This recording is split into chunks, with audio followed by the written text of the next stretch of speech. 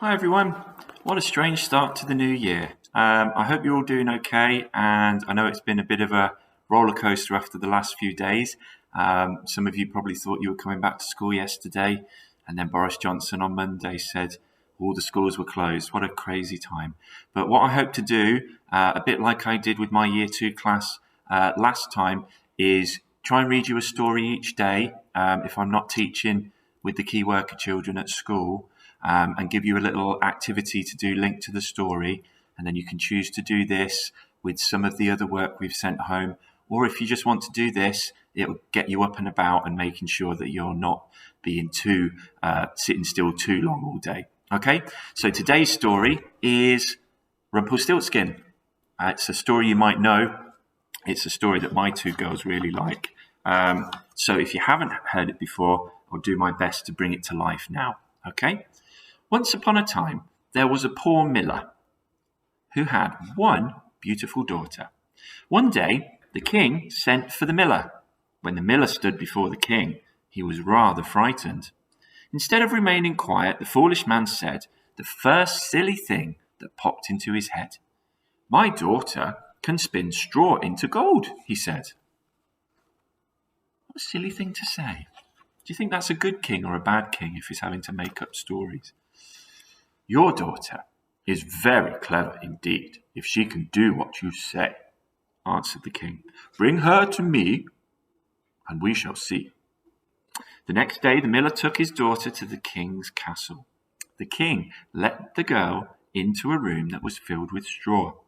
The only other things in the room were a stool, a spindle, that's sometimes called a spinning wheel, and some reels. Seems strange. "Now get to work," said the king.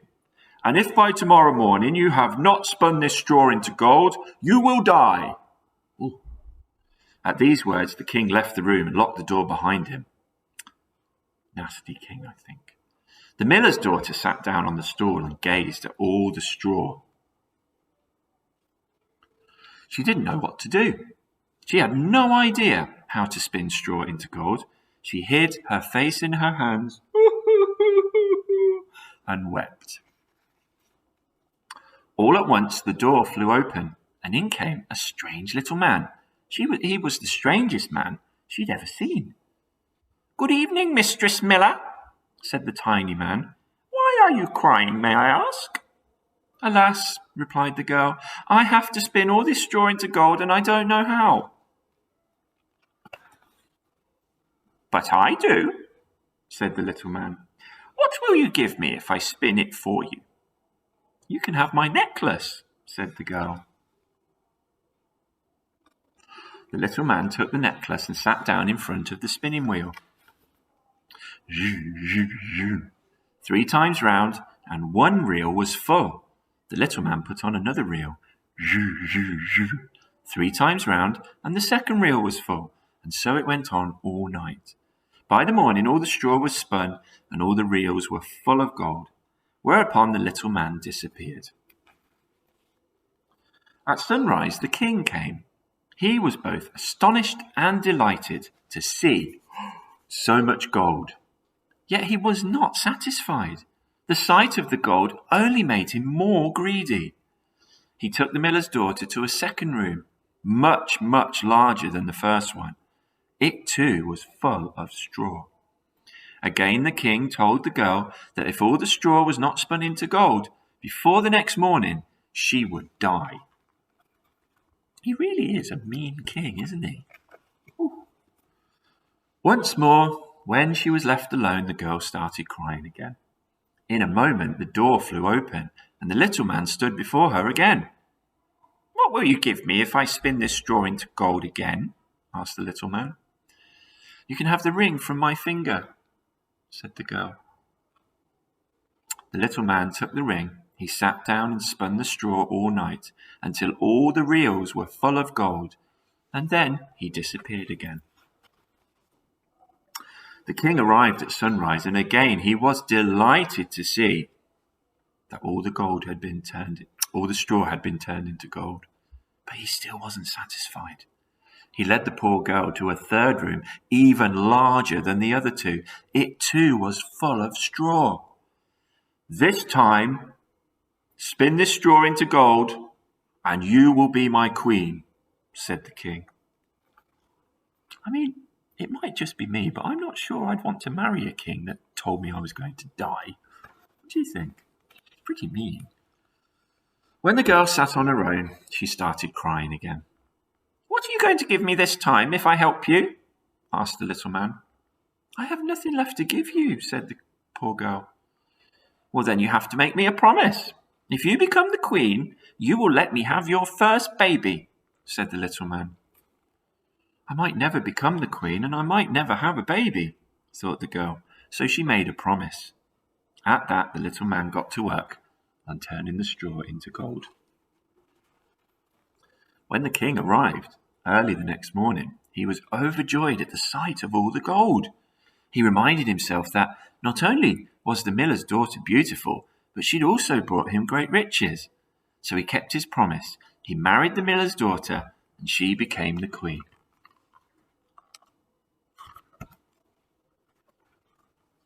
The queen was very happy, living in the royal castle. Eventually she forgot all about how mean the king had been and the little man that had helped her. A year after they got married, the king and the queen had a baby. They were both filled with joy. Oh, beautiful. A few days later, though, the little man suddenly appeared in her bedroom. "Give me what you promised me," he said to the queen as he pointed to the sleeping baby. The poor queen was horrified and clutched her baby tightly. The queen offered the little man all the riches in the world, if only he would let her go and break her promise. The little man refused everything the queen said. "A human child would be dearer to me than all the riches in the kingdom," he said to the queen. At these words, the queen started to cry so bitterly that the tiny man did feel a bit sorry for her. "I'll give you 3 days," he said. "If you can guess what my name is, in 3 days you can keep your child." That night the queen lay awake trying to remember every name she'd ever heard. In the morning the queen sent for a messenger. She told him to ride all over the kingdom, collecting names of boys and men, every name he could hear. When the little man came the next day, the queen repeated a long list of names. But after each name, the little man simply said, "No, that's not my name. No, that's not my name." The next morning, the queen sent her messenger to another kingdom. He came back with another long list of names she'd never heard. The queen repeated all these strange names to the little man on his second visit. After each name, he shook his head and said, "Nope, that's not my name." The poor queen was starting to get scared. On the third and last day, it was very late in the evening when the messenger returned. "I haven't been able to find any new names," he said, "but as I came around the high mountain at the end of the forest, I saw a little house there, and there was a fire burning inside. The strangest little man was hopping around the fire, jumping up and down, and he was singing this strange song. 'Although today I brew and bake, tomorrow's the queen's child I'll take. This guessing game she'll never win, for my name is Rumpelstiltskin.'" On hearing this, the queen clapped with joy. She had solved the problem. When the little man arrived, the queen pretended she still didn't know his name. "Is your name Twinkletoes?" she said. "No, that's not my name," he replied. "Is it Shangwabanda?" she asked. "No, that's not my name." Is it Rumpelstiltskin?" The little man was furious. "A witch told you! A witch told you my name!" he shrieked as he stamped his feet in anger. He stamped so hard that his right foot went through the floor. At that, his anger increased. He seized his leg with both hands and tried to pull it out the floor until he was free. Then Rumpelstiltskin stomped off furiously out the room and was never seen again. The king, the queen, and their child lived in happiness and peace from that day on. Oh, he looks mad, doesn't he? So, that's the end of Rumpelstiltskin. I hope you enjoyed it. It was a funny story, wasn't he? What a funny little man he was. So what I'd like you to do this afternoon, if you've got time, is why don't you see if you can find a version of Rumpelstiltskin, either online or maybe in your bookshelf in your room, and why don't you have a go at drawing a story map and see if you can pick out the main parts of a story. We've done lots of story maps at school, and if your grown-ups don't know what they are, you can tell them and help them understand what they are. And if you want to share them, if you get your grown-up to take a picture of them, they can email me what you've been working on today.